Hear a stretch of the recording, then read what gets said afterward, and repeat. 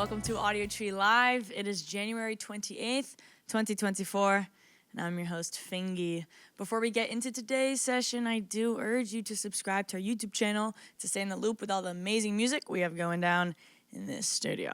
With that being said, we are on all streaming services, so Spotify, Apple Music, you name it, we are there. Tap in. But today we got cool heat in the studio, and beyond the astronomically, synesthetically representative name, this project crafts sounds that allows you to feel a feeling that you didn't even know you were feeling until you're feeling it and you heard it. And just celestial soundscapes that are rooted in a sympathetic pace, and we are so lucky to have him in here today. Let's take it away.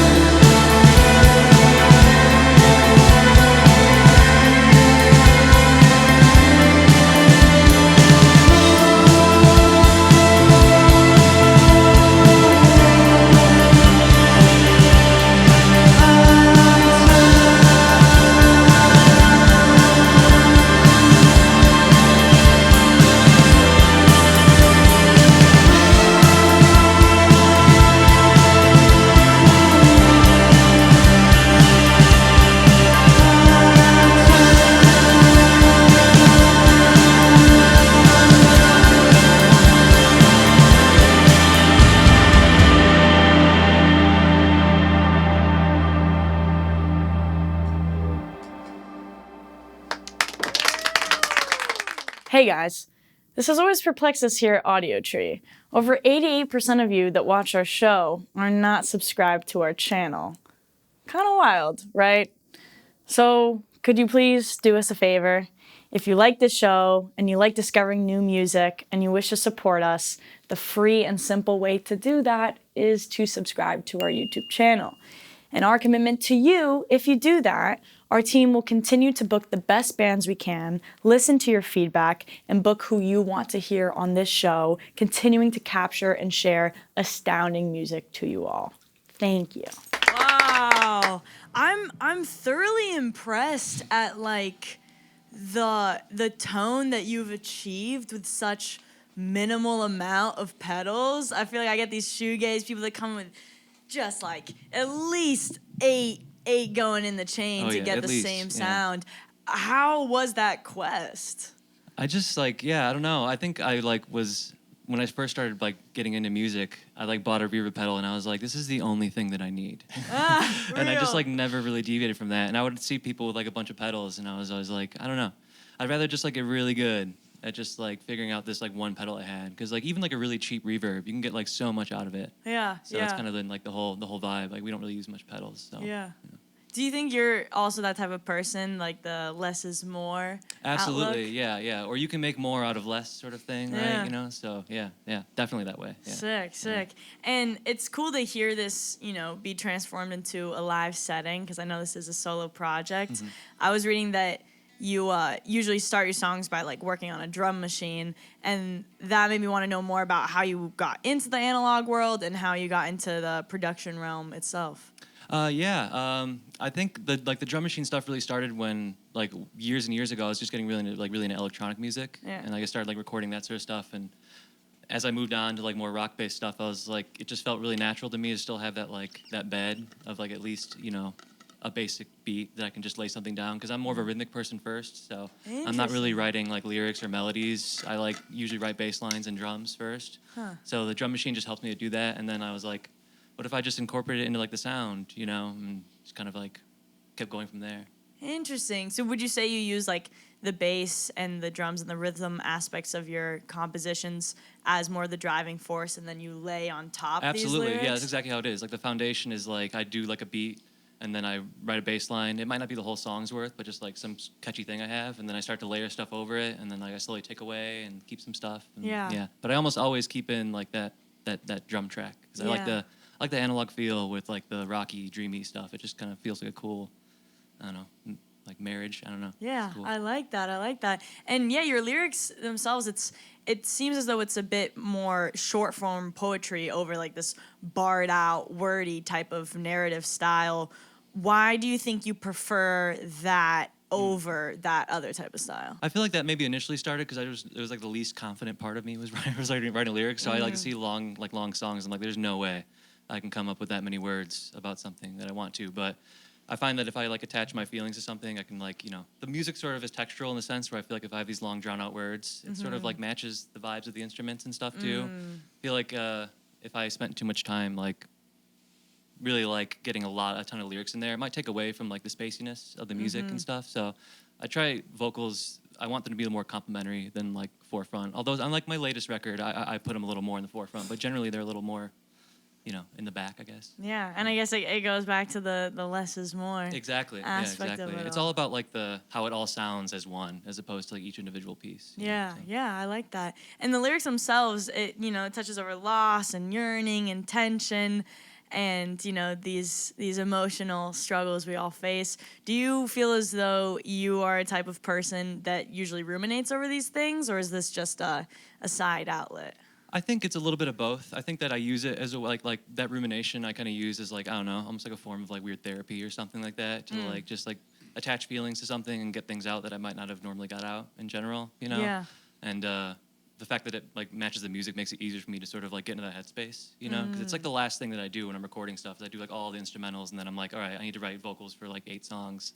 So it takes me a while to do that, but it helps that I can like sort of draw on like maybe some past experiences or just like my emotions and stuff, about how I feel about getting older and just stuff like that. So like tonally, these instrumentals that you have ready to go, that's what's driving the emotions towards whatever you end up writing lyrics about. Absolutely. Even when I feel like I try to write an upbeat song, I'll like take a little break and I listen back. I'm like, this is sadder than I think anything I wrote beforehand. So it's just is like, I think it just is where my headspace is at when I'm writing, and it makes it easier for me to maybe attach lyrics to that. Yeah, totally. And on the note of headspace, what I find so paradoxically beautiful about this like shoegazy dream pop vibe is that it has this duality of nostalgia, but also this future forward feeling to it. And, you know, that puts you in multiple headspaces at once, but, you know, relinquishes you from the present headspace. Is that a challenge for you to be able to stay in the present, or is that something that comes more natural? Yeah, I think naturally I'm a person that tries to stay more in the present, but the way that the music is, it definitely lends, for me, to like a sense of nostalgia and stuff like that. So it's pretty easy to tap into that. So you do get kind of lost in that sauce sometimes. Yeah. But I just like, and generally like, you know, outside of music, I feel like I'm generally trying to be in the present, right? So like I just try not to let it take over. But yeah, I mean, musically, it's where it comes from for sure. Yeah, beautiful. And when you are creating these songs, how are you able to recognize that you're in a flow and then stay within that flow? That's good. You know, I never used to really struggle with writer's block until like recently, and I just found that like taking breaks is great for me. Like I just, you know, especially since I'm in like, it's a solo project, so I'm in a bit of a vacuum when I'm recording. So like after I've like tracked 6 songs, I'm like, I don't know if all 6 of these are even good, sort of thing. But usually taking a break is like just what I need, just to revitalize, do some other stuff. You know, but when I was younger, I used to get like really upset. I was like, I just want to power through it. Right. But I find that like, I don't know, for me, just my attitude, it's just a lot easier to like take a step back, take a breath, you know, listen to it a little bit, especially for writing lyrics. It's just like taking time is usually good to reset. Yeah, define younger, because I definitely have struggles with that. I don't know. I don't even know what I mean by that. No, but I mean, it's real. Like I at least for myself, I sometimes, unfortunately, hold this scarcity mindset where I feel like I'm on a roll. If I stop now, like, I'm going to lose it. Totally. And I get that way when I'm recording albums, is I'm like, you know, I try really hard to, like, make the albums, like, this, like, one, like, you feel like it was recorded in a concise moment, like, it could have been made in a weekend. Yeah. So I don't want to take too much time away, but it just helps for, like, that, like, keeping the creative energy going. You know, trying to stay prolific and stuff. Yeah. We all try to stay prolific here and there, Right. And speaking of prolific, you got an amazing band accompanying you today. Yeah. How did this all come about? I mean, they're all friends, which is like the best part about it. Is that when I started this project, I didn't even know I was going to play the songs live, to be honest. And then I think it might have been Patrick was saying, he's like, you should just do it, and like I can help you play guitar. And then I was like, oh yeah, I know some guys like my friends, and that's what made it so easy. Is like I just teach them the parts, and it's like, you know, it's also like hanging out with them too. So yeah, and they're all really talented, and they help it. You know, and I like how the live is different than the studio, because it's like you get a little more dreaminess in the studio, but live you get a little more of like almost like a punkiness. So yeah, it's fun. I like that. I like that. Well, thank you all for being here so much. Oh, totally. Let's do a couple more. Awesome.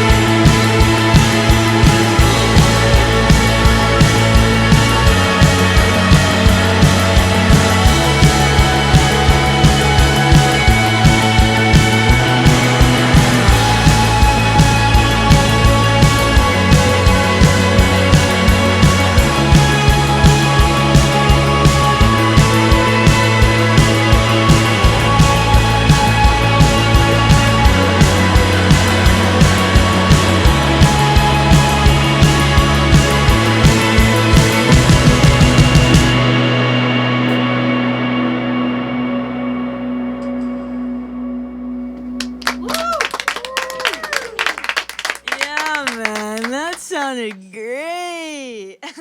Thank you so much for being here. Of course, thank you. Of course. A pleasure. Yes. Thank you to our crew for getting this done. We can't do this without you. And thank you for watching this. By the time you are watching it, it's already on all streaming services. So again, Spotify, Apple Music, you name it, we're there. Also, if you could subscribe to our YouTube channel, again, that would be so helpful. My name is FINGY. Thank you so much for watching, and we'll catch you next time. Peace.